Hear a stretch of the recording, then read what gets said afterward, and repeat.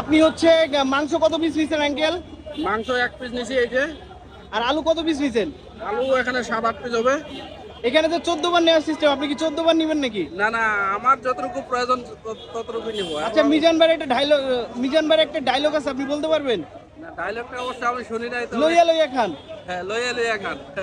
14 বার ইচ্ছা লইয়া লইয়া খান নাকি? লইয়া লইয়া খান। 100 টাকা হিসেবে খাবারটা ঠিক আছে? 100 টাকা হিসাবে খাবারটা 200 টাকা হয়। 200 টাকা হয় নাকি?